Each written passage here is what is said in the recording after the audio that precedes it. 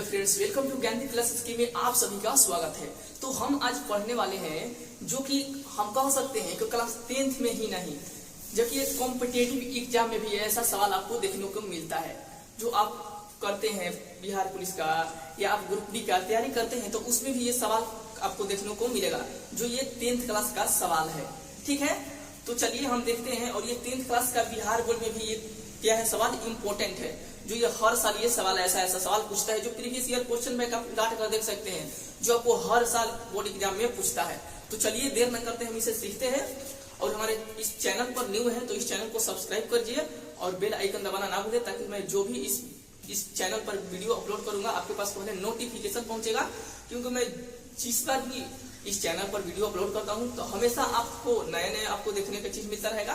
तो चलिए देर न करते हैं, अपने सवाल पर चलते हैं। तो मेरा सवाल बोल रहा है मौसा 15 है और लौसा 105 है, जो कि एक संख्या है 5, तो दूसरी संख्या क्या होगा?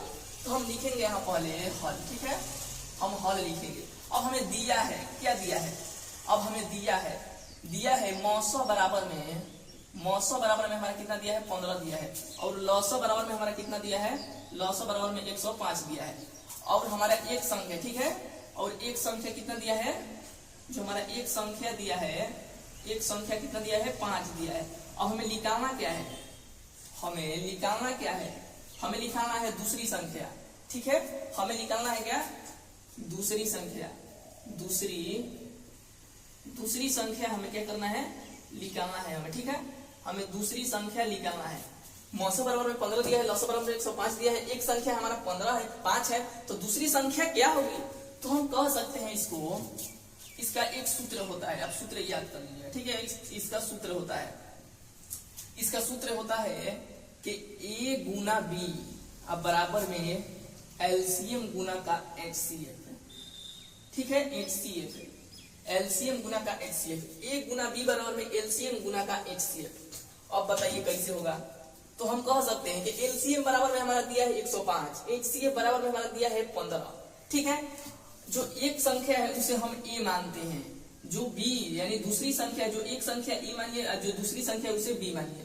यानी हमारे पास एलसीएम, HCF और a के मान दिया है, हमें b का मान निकालना है। तो चलिए हम इस सूत्र पर पूरा बैठाते हैं और इसका आंसर हम निकालेंगे। तो हम कह सकते हैं कि a बराबर में हमारा कितना है? 5 है, तो 5 गुना b। ठीक है, अब एलसीएम बराबर में कितना है हमारा? 105 लिखिए, गुना HCF बराबर में कितना है हमारा? तो 15 है, तो लिखिए 15। तो अब आपको क्या करना है? हल करना है। तो 5 गुना b करिएगा तो 5 भी हो जाएगा, 5 गुना b करिएगा तो 5 भी नहीं होगा जी। अब ये क्या हो जाएगा? 105 गुना का 15, 105 गुना का क्या हो जाएगा? 15। तो जब हम b बराबर में या x बराबर में यहाँ होता तो ये बाटा में चल जाता नो, ये क्या होता बाटा में।